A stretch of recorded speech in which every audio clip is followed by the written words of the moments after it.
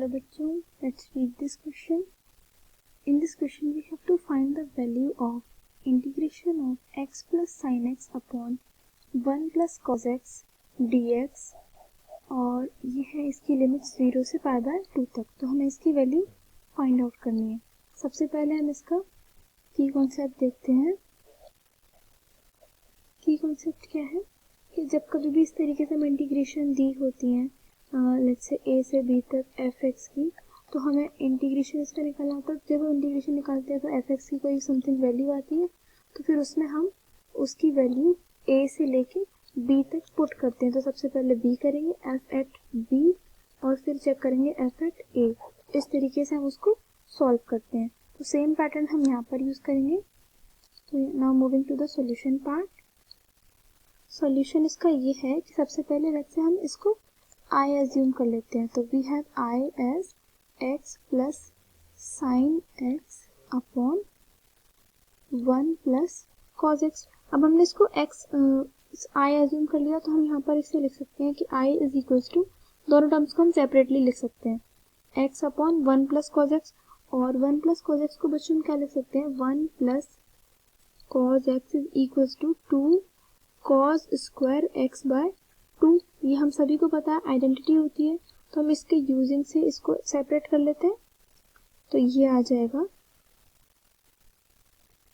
Integration dx के साथ में है बच्चों, ठीक है। तो ये आएगा हमारे पास 2 कॉस स्क्वायर x बाय 2 और ये इंटीग्रेशन आएगा dx तक और यहाँ प्लस में आएगा साइन x को हम यहाँ पर अभी sin x upon 2 cos square x by 2 integration with dx, इसे इतना लिखा। और बच्चों यहाँ हमें पता है कि इसको तो हमने 1 upon 2 cos square x by 2 है, तो हम इसे लिख सकते हैं x sec square x by 2, because we know that 1 upon cos x is sec x। तो ये आ गया 1 upon 2 sec square x dx। अब यहाँ से और यहाँ आ जाएगा ये प्लस में इंटीग्रेशन। अब यहाँ देखिए साइन एक्स को हम क्या लिख सकते हैं, हमें पता है बच्चों कि यहाँ पर देखें साइन एक्स इज, हम इसको किस तरीके से लिख सकते हैं, 2 sine x by 2 into cos x by 2, ठीक है। तो हम इसी प्रॉपर्टी का यूज कर रहे हैं। तो यहाँ हम लिख देंगे 2 sine x by 2 multiply with cos x by 2 upon में 2 cos स्क्वायर x बाय 2। तो यहाँ से देखेंगे 2 से 2 कैंसिल आउट हो जाएगा और cos x बाय 2 से ये इसका स्क्वायर कैंसिल आउट हो गया। तो यहाँ हमें फाइंड हुआ, हमारे पास आया I is equal to 1 bye 2 और यहाँ पर ब्रैकेट में कर लेते हैं। चलिए सिंपली लिखते हैं integration of x sec square x by 2 into dx और यहाँ पर ही हमारे पास आ गया integration of 10 x by 2 into dx। अब हम इसे सॉल्व करेंगे तो ये हमारे पास आया 1 बाय 2 और we can rewrite it like as 2x 10 x by 2 minus 2 integration of 10 x by 2 into dx। इसको हमने सॉल्व करा, यहाँ पर दो आइलेट के यूजिंग से, यहाँ पर एक एल्जेब्रिक एक्सप्रेशन है और एक ट्रिग्नोमेट्रिक फंक्शन है। तो हमने आइलेट के मेथड से इसको सॉल्व करा है।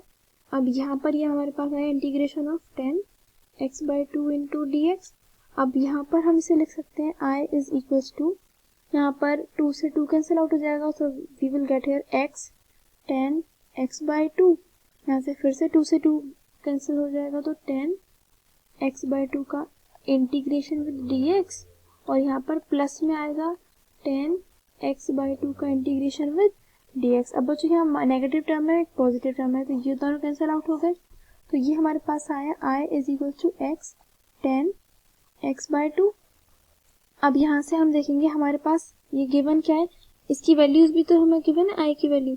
तो यहाँ पर हम लिख सकते हैं होल, अब हम इसे सॉल्व कर लेते हैं कि इंटीग्रेशन यहाँ से हो गया, तो x 10 x बाय 2 की वैल्यू फ्रॉम 0 से पाई बाय 2।